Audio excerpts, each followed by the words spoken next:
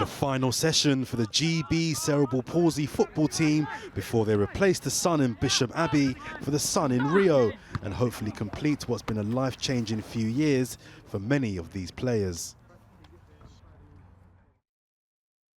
Lucky enough, Danny's still there. You know, I can go and see him and speak to him, and even though he can't speak back to me, it's, you know, he still looks the same, and it's, you know, it's nice to go and see him and, you know, give him a kiss. Sean Hydell and best friend Danny were involved in a car crash that took both their professional and personal journeys on a different route. Sean is now a Paralympic footballer. Danny is still in a coma. Sean was captain of the Liverpool youth team when he had the crash.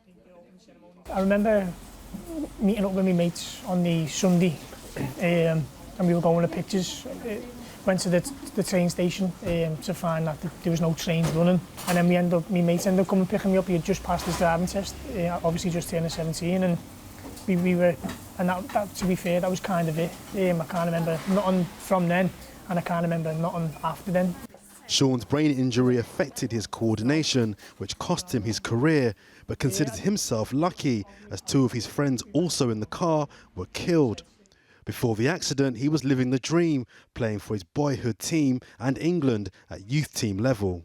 When I was younger, my ambition was to play for the Liverpool first team, and it was kind of looking that way. You know, I was, you know, leaping every hurdle. You know, I was signed a scholarship at 16. I signed a 3-year pro at 17. I got called up for England, playing with some, you know, very big names now, and you know, and I weren't looking at a place with them. I was starting. I think I started every game I played for them before he had the accident. So who were you playing with at that point then? Just like play with Jack Wilshere, played centre mid with him against Northern Ireland. Sean is a proud Liverpudlian, born and raised, and like most from the city, have aspirations of being king of the Kop.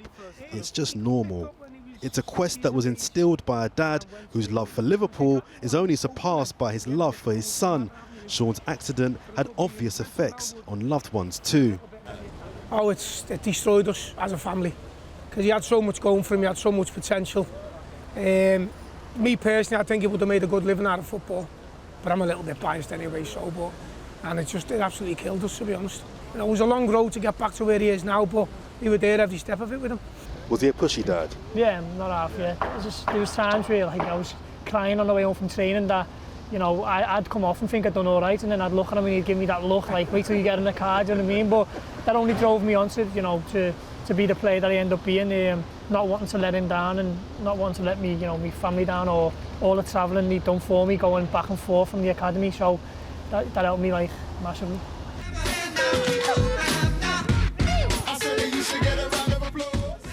It's not very often these boys come together, but when they do, it's all business. The demands of playing seven-a-side football can be even tougher than mainstream football. A lot of people asking me, what are the lads like? And you know, when I tell them the things they can do, they probably think, no. It's definitely more demanding than 11-a-side football. You know, you've got to be very fit to play in this game, and you know, so yeah, there is a massive difference in it.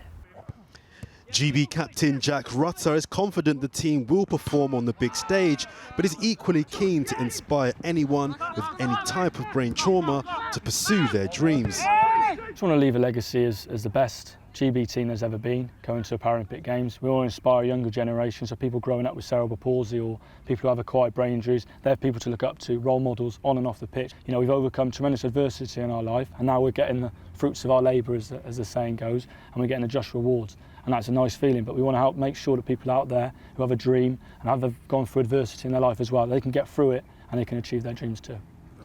Seven-a-side football will be removed from the Paralympics after Rio, so for the likes of Jack and Sean, it's their first and last chance to win a medal in football at the Games.